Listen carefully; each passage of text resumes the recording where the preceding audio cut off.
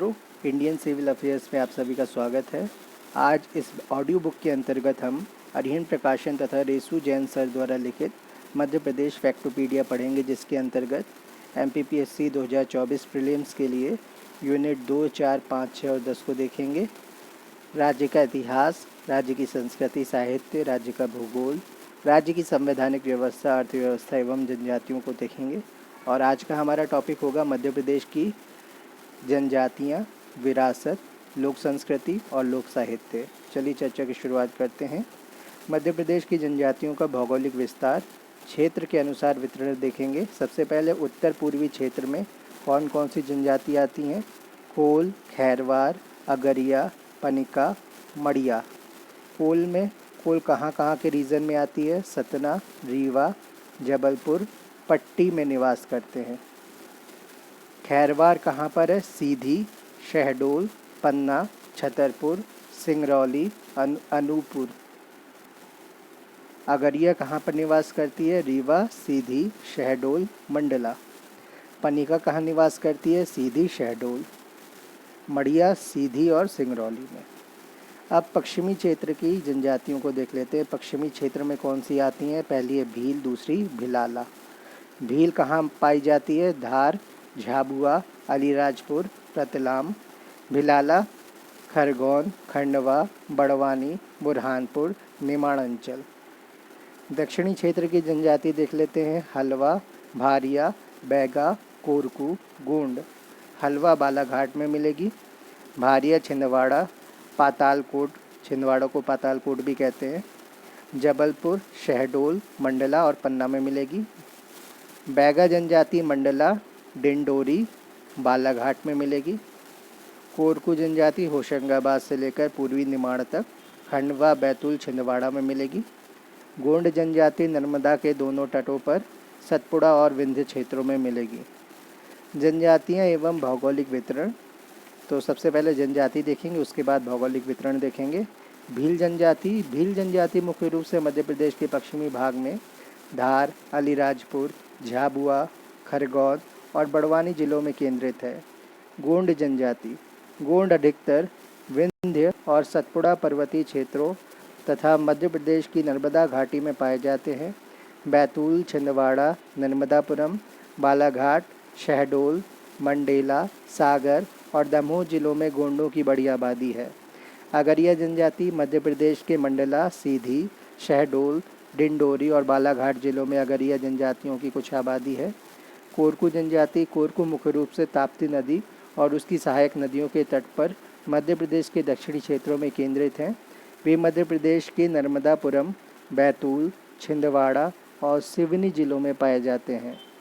कोल की बात करते हैं। कोल प्रमुख रूप से मध्य प्रदेश के पूर्वी जिलों में बसे हुए हैं। ये रीवा, सीधी, सिंगरौली, शहडोल, सतना, जबलपुर आदि क्षेत्रों में पाए जाते हैं। पनिका जनजाति की बात करें, ये अधिकतर मध्य प्रदेश के सीधी और शहडोल जिलों में बसे हैं। बंजारा जनजाति, ये अधिकतर पश्चिमी मालवा, निमाड़ और मंडला क्षेत्रों में स्थित हैं। पारधी जनजाति। पारधी राज्य के मध्य क्षेत्र में स्थित हैं, जो मध्य प्रदेश के भोपाल, रायसेन, अशोकनगर, गुना और सीहोर जिले में हैं। उरांव जनजाति, ये मुख्य रूप से मध्य प्रदेश के सीधी, सिंगरौली, अनूपपुर और शहडोल जिलों में बसे हुए हैं। खैरवार जनजाति, ये मुख्य रूप से मध्य प्रदेश के उमरिया, सीधी, अनूपपुर, मंडला आदि जिलों में बसे हैं। सोनूर जनजाति ये मुख्य रूप से मध्य प्रदेश के सागर, टीकमगढ़, निवाड़ी, छतरपुर, दमोह, पन्ना, रायसेन, होशंगाबाद जिलों में बसे हुए हैं। प्रधान जनजाति, ये मुख्य रूप से बघेलखंड, सतपुड़ा और नर्मदा घाटी क्षेत्रों में पाए जाते हैं, बसे हुए हैं। बैगा जनजाति। बैगा मध्य प्रदेश में अधिकांशतः मंडला, डिंडोरी, बालाघाट, अनूपपुर, शहडोल और उमरिया जिलों में बसे हुए हैं। सहरिया जनजाति राजस्थान में कोटा के शाहबाद जंगल की मूल निवासी है। मध्य प्रदेश में ये गुना, शिवपुरी, श्योपुर, भिंड और मुरैना के उत्तर पश्चिमी जिलों में केंद्रित हैं। भारिया जनजाति, ये छिंदवाड़ा और जबलपुर जिलों में बसे हैं। भारिया लोग मुख्य रूप से छिंदवाड़ा में पातालकोट घाटी में केंद्रित हैं, जो एक अलग जगह है। सौर जनजाति मध्य प्रदेश के सागर, नर्मदापुरम, छतरपुर, दमोह, टीकमगढ़, पन्ना एवं रायसेन आदि जिलों में निवास करती है। पाओ जनजाति मध्य प्रदेश के शहडोल, सतना और अनूपपुर जिले में पाई जाती है। कंवर जनजाति, इस जनजाति के लोग अपनी उत्पत्ति महाभारत के कौरवों से मानते हैं। यह जनजाति मुख्यतः सिंगरौली, सीधी, शहडोल एवं अनूपपुर जिलों में पाई जाती है। जनसंख्या की दृष्टि से मध्य प्रदेश की सबसे छोटी जनजाति है कंवर जनजाति। मांझी जनजाति, यह जनजाति राज्य के श्योपुर, मुरैना, जबलपुर, दतिया, रीवा, भोपाल, इंदौर, ग्वालियर, भिंड आदि जिलों में निवास करती है। मवासी जनजाति छिंदवाड़ा क्षेत्र में है। बिझावर जनजाति बालाघाट, सिवनी, विंध्याचल पर्वत के मूल निवासी हैं। तो बालाघाट में मिलेगी बिझावर और सिवनी का वो क्षेत्र जो विंध्याचल पर्वत के मूल निवासी क्षेत्र में आता है। मध्य प्रदेश एवं भारत में अनुसूचित जनजाति की जनसंख्या, उसकी तुलना करनी है। तो जनसंख्या देख लेते हैं। 10 करोड़ 42 लाख के आसपास जनसंख्या भारत में है। अनुसूचित जनजाति की जनसंख्या की तुलना की जा रही है यहाँ पर।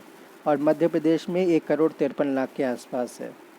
पुरुष जनसंख्या देखते हैं, 5 करोड़ 24 लाख है। और मध्य प्रदेश, ये भारत की बात है, 5 करोड़ 24 लाख। अनुसूचित जनजाति की बात हो रही है, उसकी तुलना की जा रही है। मध्य प्रदेश में 77 लाख के आसपास है। महिला जनसंख्या 5 करोड़ 18 लाख भारत में है और मध्य प्रदेश में 75 लाख के आसपास है। प्रतिशत देख लेते हैं। भारत में 8.6% पाई जाती है अनुसूचित जनजाति और मध्य प्रदेश में 21.9 21.09% है। मध्य प्रदेश में जनसंख्या का, देश की जनसंख्या से प्रतिशत, मध्य प्रदेश में जनसंख्या का, इन्हीं की जनसंख्या की बात कर रहे हैं, एसटीज़ की। तो मध्य प्रदेश में 14.7% है देश की जनसंख्या के अनुपात में। समूह की ग्रामीण क्षेत्र की जनसंख्या है, तो ये कितनी है? ये है 9 करोड़ 38 लाख, 9 करोड़ 38 लाख, जो कि 90% है भारत में। और अगर मध्य प्रदेश की बात करें तो 1 करोड़ 42 लाख है, जो कि 92% है। समूह की ग्रामीण क्षेत्र की जनसंख्या की बात हुई।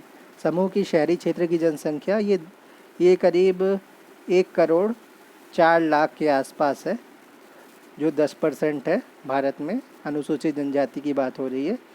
जबकि मध्य प्रदेश में 10 लाख के आसपास है, जो कि 8% है।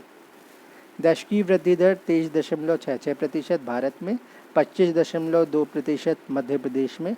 लिंगानुपात अनुसूचित जनजाति का 990 भारत में, 984 मध्य प्रदेश में। साक्षरता दर 59% भारत में, मध्य प्रदेश में 50.55%। पुरुष की साक्षरता दर 68.5% भारत में और 59.55% मध्य प्रदेश में। महिला साक्षरता दर 49.4% भारत में, 41.4% मध्य प्रदेश में। यह अनुसूचित जनजाति की बात हो रही है। जनसंख्या घनत्व प्रति वर्ग किलोमीटर 32 है भारत में और 50 है मध्य प्रदेश में। कुल अनुसूचित जनजातियाँ 705 है भारत में और 43 है मध्य प्रदेश में।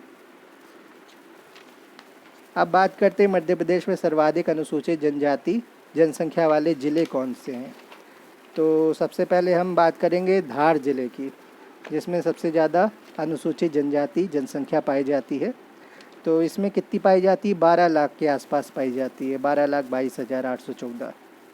बड़वानी दूसरे नंबर पे आता है, 9 लाख पाई जाती है, 9,62,145। झाबुआ में 8 लाख पाई जाती है, लगभग 8,91,818। तो ये पहले, दूसरे, तीसरे में धार, बड़वानी और झाबुआ हैं अनुसूचित जनजाति जनसंख्या वाले ज़िले में। मध्य प्रदेश में न्यूनतम अनुसूचित जनजाति जनसंख्या वाले ज़िले भिंड, दतिया, मुरैना हैं। भिंड में 6,000 लोग हैं, दतिया में 15,000 हैं, मुरैना में 17,000 है। मध्य प्रदेश में सर्वाधिक अनुसूचित जनजाति जनसंख्या प्रतिशत वाले ज़िले कौन से हैं? तो अलीराजपुर, झाबुआ और बड़वानी हैं पहले, दूसरे, तीसरे में। अलीराजपुर 89%, झाबुआ 87%, बड़वानी 69.4%। मध्य प्रदेश में न्यूनतम अनुसूचित जनजाति जनसंख्या प्रतिशत वाले जिले, तो पहला है भिंड, दूसरा मुरैना, तीसरा दतिया। भिंड में 0.4%, मुरैना में 0.9 और दतिया में 1.9%। जनजातियों से संबंधित संवैधानिक प्रावधान। अनुच्छेद 14 समान कानूनी संरक्षण। अनुच्छेद 15 धर्म, वंश, जाति, लिंग, मूल के आधार पर विभेद निषेध। धर्म, वंश, जाति, लिंग, मूल के आधार पर विभेद निषेध। अनुच्छेद 15(4) सरकारें SC/ST समेत सामाजिक और शैक्षणिक तौर पर पिछड़े तबकों की उन्नति के लिए विशेष प्रावधान कर सकती है। अनुच्छेद 16 लोक नियोजन में अवसर की समानता। लोक नियोजन एम्प्लॉयमेंट में अवसर की समानता। अनुच्छेद 16(4) अग्रनयन नियम है। ये सरकारें नियुक्तियों या पदों में आरक्षण की व्यवस्था कर सकती हैं। उदाहरण बैकलॉग PSC। अनुच्छेद 17 अस्पृश्यता का अंत, छुआछूत का। अनुच्छेद 19 अभिव्यक्ति की स्वतंत्रता। अनुच्छेद 23 मानव के दुर्व्यापार एवं बाल श्रम का प्रतिषेध, तो ह्यूमन ट्रैफिकिंग और चाइल्ड लेबर से रिलेटेड है, उसको बैन करने की बात की गई आर्टिकल 23 में। अनुच्छेद 24 कारखाने आदि में बालकों के नियोजन, बाल श्रम का निषेध या प्रतिषेध। तो बेसिकली जो बच्चे काम करते हैं जो 14 साल से या 15 साल से कम उम्र के होते हैं, तो उनको फैक्ट्रीज़ में ऐसी जगहों पे काम करने के लिए निषेध किया गया है। अनुच्छेद 29 भारत के किसी भी भाग में रहने वाले नागरिकों के किसी भी अनुभाग को जिसको अपनी बोली, भाषा, लिपि, संस्कृति को सुरक्षित रखने का अधिकार है। भारत के किसी भी भाग में रहने वाले नागरिकों के किसी भी अनुभाग को जिसको अपनी बोली, भाषा, लिपि, संस्कृति को सुरक्षित रखने का अधिकार। अनुच्छेद 46 सरकारें SC/ST समेत सभी कमजोर वर्गों के शैक्षिक और आर्थिक हितों को बढ़ावा देगी। अनुच्छेद 164 का क्लॉज 1 बिहार, मध्य प्रदेश, उड़ीसा जैसे SC/ST की बड़ी आबादी वाले राज्यों में एक जनजाति कल्याण मंत्री हो। इसमें बिहार को अलग करके छत्तीसगढ़ और झारखंड का नाम जोड़ा गया है। तो अब बिहार अलग हो गया, छत्तीसगढ़, झारखंड, मध्य प्रदेश और उड़ीसा है। अनुच्छेद 244 अनुसूचित क्षेत्रों और जनजाति क्षेत्रों का प्रशासन। अनुच्छेद 244 क्लॉज 1 पाँचवीं अनुसूची अनुसूचित क्षेत्रों के प्रशासन और जनजातीय सलाहकार परिषद के गठन के लिए निर्देश है। ये परिषदें जनजातीय समुदाय के कल्याण से संबंधित मामलों की निगरानी करेंगी और सलाह देंगी। अनुच्छेद 244 क्लॉज 2 छठी अनुसूची असम, त्रिपुरा, मिजोरम, मेघालय AMTM, असम, मेघालय, त्रिपुरा, मिजोरम AMTM में कुछ खास इलाकों को स्वायत्त क्षेत्र ऑटोनॉमस रीजन घोषित कर जिला परिषदों के गठन के लिए अनुसूचित क्षेत्रों का प्रशासन। असम, त्रिपुरा, मिजोरम, मेघालय में कुछ खास इलाकों को स्वायत्त क्षेत्र घोषित कर जिला परिषदों के गठन के जरिए अनुसूचित क्षेत्रों का प्रशासन आर्टिकल 244 क्लॉज 2 में आता है। आर्टिकल 244 क्लॉज 2 में आता है। अनुच्छेद 275A कैपिटल A है ये, तो ये अमेंडमेंट के बाद आया है। आर्टिकल 275A ST और ST के कल्याण को बढ़ावा देने और अनुसूचित क्षेत्रों में प्रशासन स्तर को सुधारने के लिए अनुदान। तो शेड्यूल ट्राइब, शेड्यूल कास्ट के कल्याण को बढ़ावा देने और अनुसूचित क्षेत्रों में प्रशासन स्तर को सुधारने के लिए अनुदान दिया जाता है। आर्टिकल 275A के अंतर्गत अनुच्छेद 330, 332 और 335 लोकसभा, विधानसभा और लोक सेवा में SC/ST के लिए सीटों का आरक्षण। अनुच्छेद 338 SC/ST कमीशन के गठन का प्रावधान किया गया। 89 संविधान संशोधन अधिनियम 2003 द्वारा राष्ट्रीय अनुसूचित जाति एवं अनुसूचित जनजाति आयोग को वर्ष 2004 में अलग अलग आयोग में विभाजित कर दिया गया। अनुच्छेद 338A 19 फरवरी 2004 को अनुच्छेद 338A के तहत कैपिटल A है ये, अनुच्छेद 338A के तहत राष्ट्रीय अनुसूचित जनजाति आयोग का गठन किया गया, जिसने अपना कार्य मार्च 2004 से प्रारंभ किया। संरचना क्या थी? 5 सदस्यीय आयोग है ये। इसमें एक महिला सदस्य का होना अनिवार्य है। अध्यक्ष की बात करें, केंद्रीय कैबिनेट मंत्री का स्तर होना चाहिए। अध्यक्ष अनुसूचित जनजाति का ही होगा।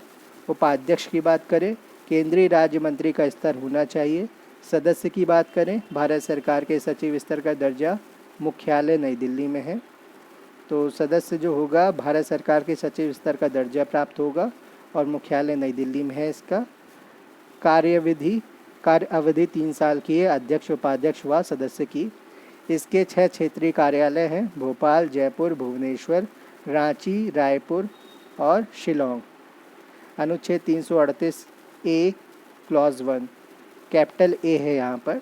आर्टिकल 338 ए क्लॉज 1 आयोग का गठन है इसके अंतर्गत। अनुच्छेद 338 कैपिटल ए क्लॉज 2 संरचना है इसके अंतर्गत। अनुच्छेद 338 ए क्लॉज 3 में अध्यक्ष उपाध्यक्ष सदस्यों को राष्ट्रपति अपने हस्ताक्षर और मुहर के तहत अधिपत्र द्वारा नियुक्त करते हैं। आर्टिकल 338 ए क्लॉज 4 आयोग की अपनी प्रक्रिया विनियमित करने की शक्ति होगी। आर्टिकल 338 ए क्लॉज 5 आयोग के कार्य एवं कर्तव्य बताए गए यहाँ पर। आर्टिकल 338 ए क्लॉज 5 डी कैपिटल डी है यहाँ पर, कैपिटल ए और कैपिटल डी की बात हो रही है। Article 338 clause A sub clause 5 sub clause D राष्ट्रपति को आयोग की रिपोर्ट इसके अंतर्गत आती है। आर्टिकल 338 ए क्लॉज 6 राष्ट्रपति द्वारा आयोग की रिपोर्ट को संसद के दोनों सदनों में रखना। आर्टिकल 338 ए क्लॉज 7 किसी राज्य से संबंधित रिपोर्ट को राष्ट्रपति द्वारा संबंधित राज्य के राज्यपाल को भेजना। Article 338 clause A sub clause 8 article 338 A sub clause 8 आयोग को सिविल न्यायालय की शक्तियाँ प्राप्त हैं। अनुच्छेद 338 ए क्लॉज 9 केंद्र और प्रत्येक राज्य सरकारों द्वारा अनुसूचित जनजाति के संबंध में नियम कानून बनाना। अनुच्छेद 342 सरकार जनजातीय समुदाय को एसटी के रूप में चिन्हित करेगी। अनुच्छेद 342 1 आर्टिकल 342 क्लॉज 1 राष्ट्रपति किसी राज्य या केंद्र शासित क्षेत्र के संबंध में वहां के राज्यपाल से परामर्श करने के पश्चात अधिसूचना द्वारा जनजातियों को या उनके समुदायों को निर्दिष्ट कर सकेगा। अनुच्छेद 366 क्लॉज 25 यह केवल अनुसूचित जनजातियों को परिभाषित करने की प्रक्रिया निर्धारित करती है।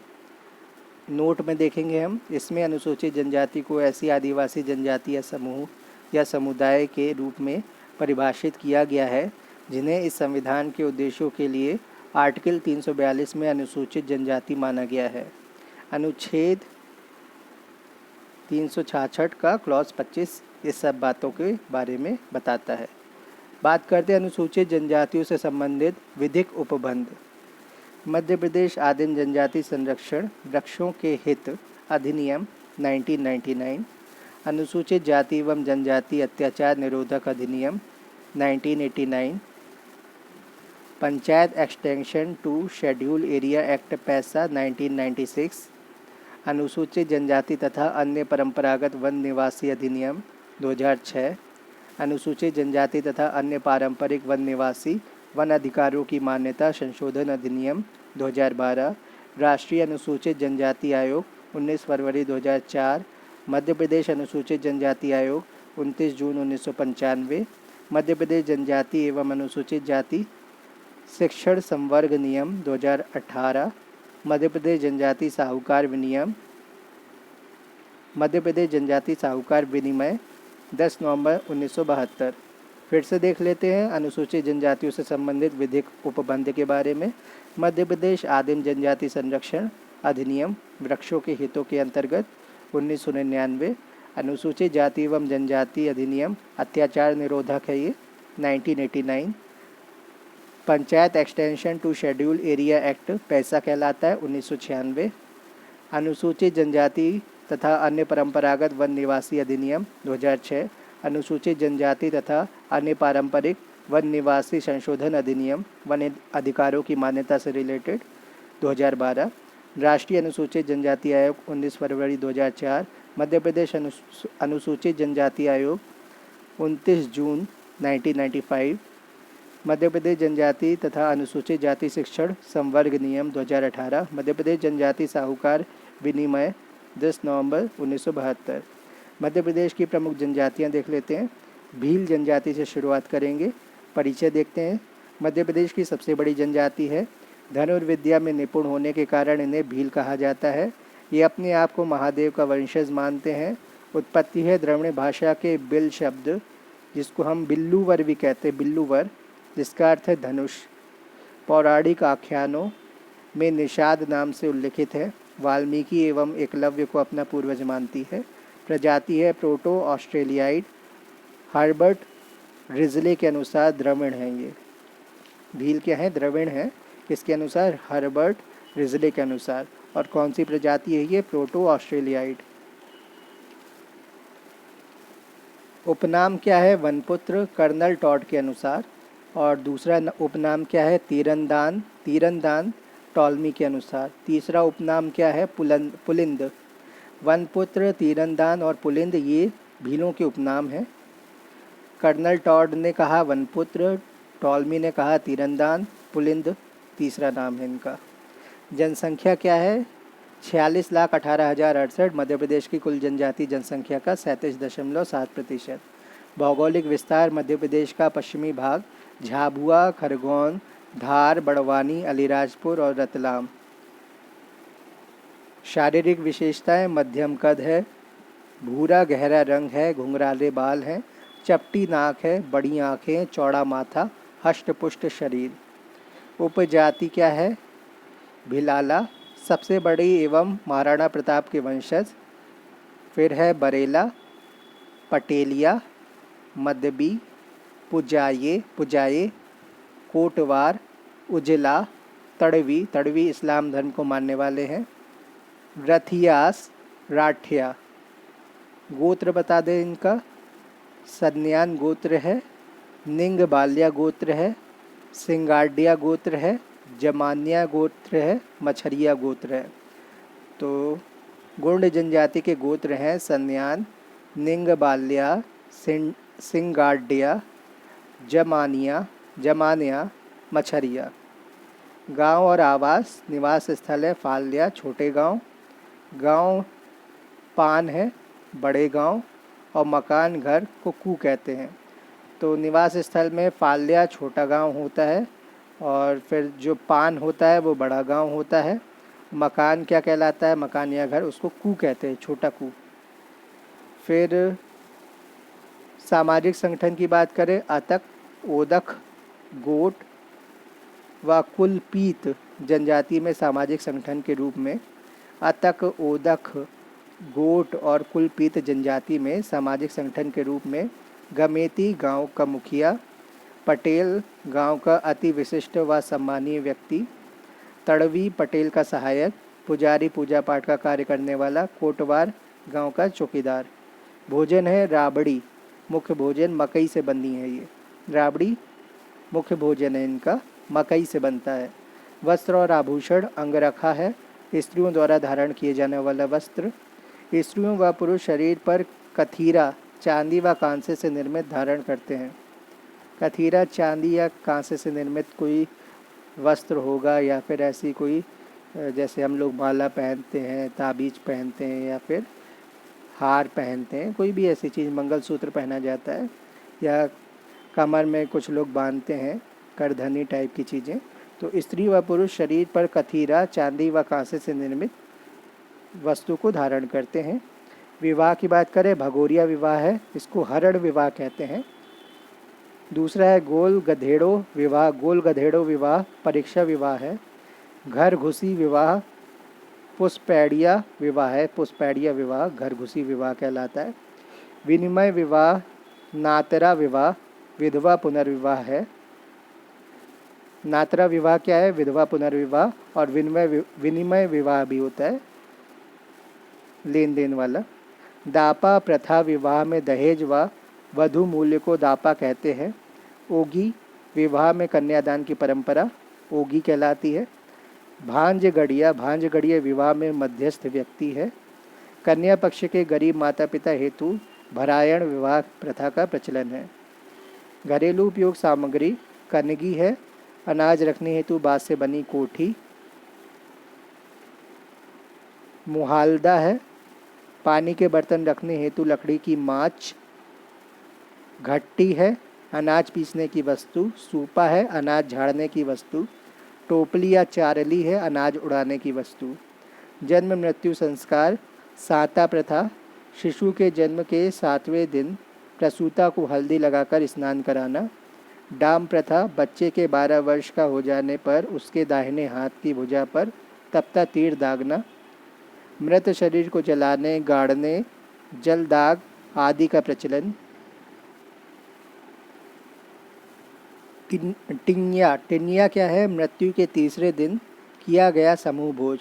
टिम्या या टिन्या कहलाता है मृत्यु के तीसरे दिन किया गया समूह भोज। गाता या गातला, दुर्घटना या शौर्य प्रदर्शन में मृत्यु होने पर उसकी स्मृति में गाड़े गए पत्थर के शिल्प। गुदना, गुदना के बारे में देख लेते हैं। भील गोदना को गुदावणी कहते हैं। गोदारिन, गोदने वाली महिला। गोदना आकृतियाँ, आंबा, आंबा मोर, कहावरी, छितारा। तो गोदने वाली जो आकृतियाँ हैं, आंबा है, आंबा मोर है, कहावरी है, छितारा है, गोदना आकृतियाँ।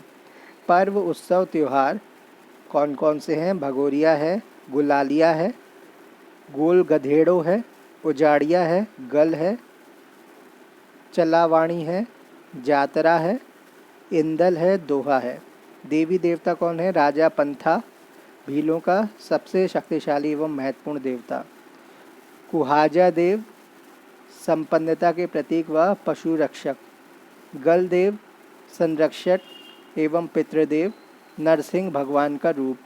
बाब देव, प्रमुख देव इंद्रदेव हैं। ये बाब देव, ये इनके प्रमुख देव भी हैं।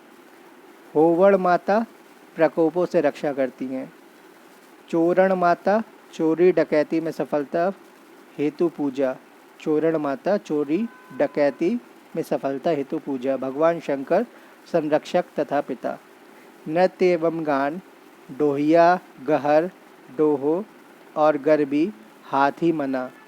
विवाह नृत्य, पखियो, घोर, लोहरी, पुरुष डांग साला, लात मार साला, फरकणी साला। आर्थिक जीवन, ये स्थानांतरित कृषि करते हैं जिसे चिमाता या दाह दिया या दाहिया कहते हैं। हलमा प्रथा, कृषि कार्यों में भील परिवार का एक दूसरे को सहयोग देना। पुंजादरी, इसको हम जोबट या अलीराजपुर में पुंजादरी बनाई जाती है। पुंजादरी जोबट अलीराजपुर में मनाई जाती है। इसको पुंजादरी, बेसिकली दरी चटाई कहलाती है, तो पुंजादरी जोबट अलीराजपुर में बनाई जाती है। कड़कनाथ मुर्गा का पालन जीआई टैग प्राप्त है। कड़कनाथ मुर्गा। भाषा और बोली, भाषा और बोली भीली है, भीली कहलाती इनकी भाषा। कला, भित्ति चित्र, वस्त्र शिल्प, काष्ठ कला, ये सारी देखेंगे। गोतरेज है, मांगलिक अवसरों पर घर की भीतरी दीवारों पर बैल, सर्प, आम्र वृक्ष का अलंकरण करना। पिथौरा, भीलों का विश्व प्रसिद्ध चित्र। पिथौरा के मुख्य कलाकारों को लखिंद्रा कहा जाता है। पुंजादरियों का निर्माण करते मुख्यतः जोबट अलीराजपुर में। नंदना प्रिंट कपड़े का प्रयोग, नंदना प्रिंट कपड़े का प्रयोग किया जाता है। दिवागिया, दीवार में दीपक रखने का लकड़ी स्टैंड। थाला, आटा पीसने की लकड़ी से निर्मित बट्टी। अस्त्र शस्त्र की बात करें, धनली या कामठी धनुष कहलाता है। बिलखी बाण है। बिटलो, पक्षियों के शिकार हेतु बाण है। फालिया या धारिया, लोहे का बाण है या लोहे का बड़ा धारदार हथियार है। फालिया या धारिया लोहे का बड़ा धारदार हथियार है, बाण नहीं है ये। लोहे का बड़ा धारदार क्या है? हथियार है, फालिया या धारिया।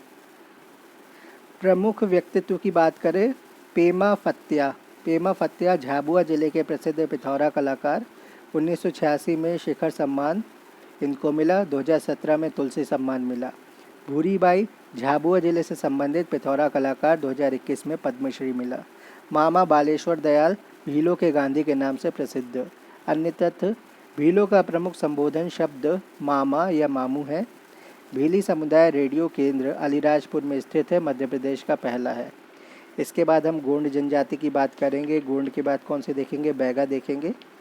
बैगा के बाद कौन सी देखेंगे? सहरिया देखेंगे, फिर भारिया देखेंगे, सहरिया भारिया के बाद कोरकू कोल, कोरकू कोल के बाद देखेंगे उरांव कवार, उरांव और कवार के बाद क्या देखेंगे, अन्य प्रमुख जनजातियाँ, खैरवार है, पारधी है, पारधी के बाद धानुक, सौर या शोर जनजाति, बिंझावर जनजाति, प्रधान जनजाति मांझी, पाओ, आंध्र या आंध्र जनजाति, बियार, बिरहौर, कोलम, भिम्मा, कोरबा, हलबा, बंजारा, कंजर, ये सारी जनजातियाँ, सांसी, बेड़िया, पासी, नट, कुछ बांदिया, बाछड़ा, बाछड़ा, मोघिया या माग्या और अन्य जनजातियाँ देखेंगे, कबूतरी, भाटू, बिजौरिया, संधिया, चंद्रबोरिया, बैरागी, सनौरिया, हाबुड़ा, बेदिया, भानमत, कालबेलिया, बागरी,